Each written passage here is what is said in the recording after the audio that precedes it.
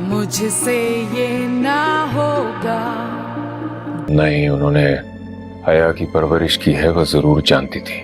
مطلب یہ لفظ اپنی گندی زبان سے، جس کا تمہیں خود بھی یقین نہیں. دکھ دے کر سکھ لوں بدلے میں، تب ہو پورا.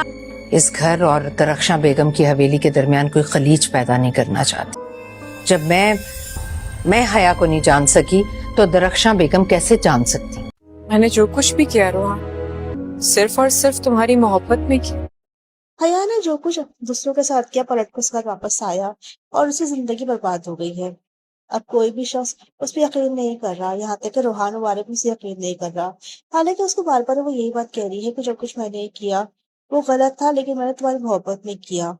اس کو بار بار یہی بات کہے جا رہی ہے، لیکن روحان مبارک اسے کہتا ہے کہ محبت کا نام تو کسی زبان سے بدلو، کیونکہ تم اس کا مطلب ہی نہیں جانتی. اور وہ غصے میں آ کر اسے کہتا ہے کہ میری زندگی سے باہر چلی جاؤ. دوسری جانب اب ان باتوں کا حیا پہ بہت اثر پڑا ہے اور وہ کچھ پاگلوں والی حرکتیں کرنے لگی ہے. وہ بالکل ہی ایسی ہو گئی ہے کہ اس کا دماغ کا توازن صحیح نہیں ہے. دوسری طرف مبارک مستور ہے، جس سب لوگ یہ بات کہہ رہے ہیں کہ درخشاں بیگم جانتی تھی کہ حیا کیسی ہے، پھر بھی انہوں نے ہمارے خاندان سے شادی کرا دی. تو درخشاں بیگم نے ہمارے ساتھ صحیح نہیں کیا، لیکن مبارک مستور یہی بات کہتی کہ دونوں خاندانوں کے درمیان یہ خلیش پیدا نہیں کر سکتی. جو کچھ ہوا وہ ہو گیا، اب اس کا کچھ بھی نہیں ہو سکتا.